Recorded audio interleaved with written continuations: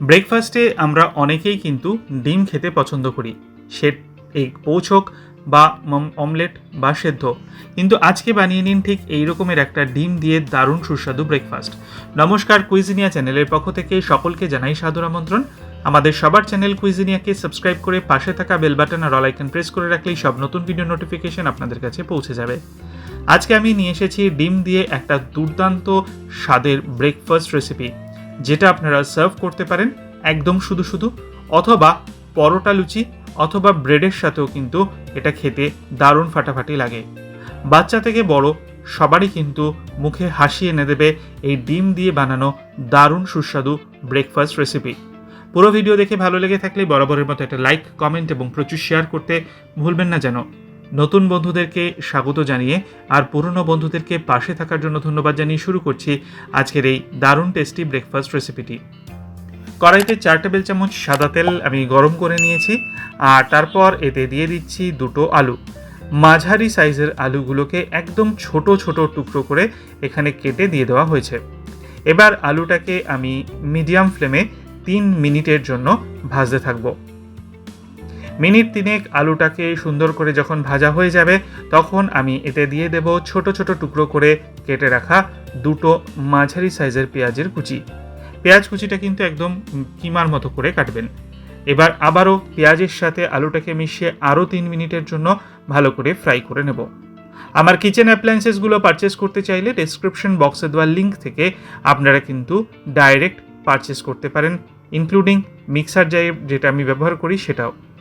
হয়ে গেছে আরও 3 মিনিট। এবার দিয়ে দিলাম দুটো টমেটোগুলোকেও ছোটো ছোটো টুকরো করে কাটা রয়েছে, আর টমেটোটাকে দিয়ে আরও মিনিট খানেক আমি একটু নাড়াচাড়া করে নেব। আর তারপর এতে দিয়ে দিচ্ছি স্বাদ অনুযায়ী নুনটা দিলে টমেটোটা তাড়াতাড়ি নরম হয়ে যাবে, বাকি আলু পেঁয়াজও অনেক তাড়াতাড়ি সেদ্ধ হয়ে যাবে। আর তার সাথে দেওয়া হচ্ছে ফ্রেশলি ক্রাশ করা গোলমরিচ। আমি কিন্তু বাজার চলতি গোলমরিচ ব্যবহার করিনি, মানে গোলমরিচের গুঁড়ো, আমি কিন্তু ক্রাশ করে ব্যবহার করছি।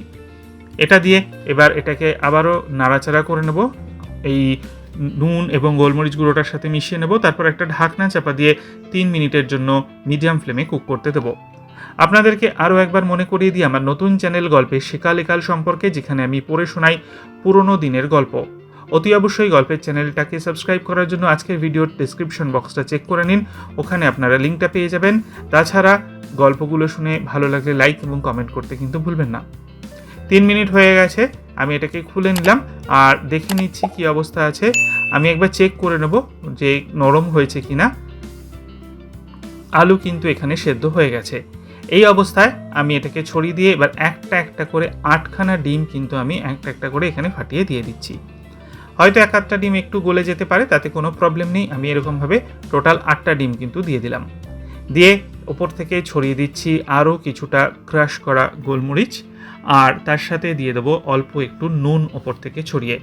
নুন এবং গোলমরিচটা ছড়িয়ে দেওয়ার পর ওপর থেকে দিয়ে দেবো আমি প্রায় 4 থেকে 5টা কাঁচা লঙ্কা, যেগুলো আমি ছোট ছোট টুকরো করে কুচি করে রেখেছিলাম। কাঁচা লঙ্কা কুচিগুলো ওপর থেকে দিয়ে দিলাম।